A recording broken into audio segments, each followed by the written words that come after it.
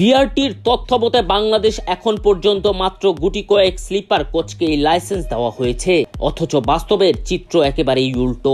অনুসন্ধানে পাওয়া গেছে অনেক পরিবহনের মালিক পুরাতন কোচ মডিফাই করে বানাচ্ছেন স্লিপার।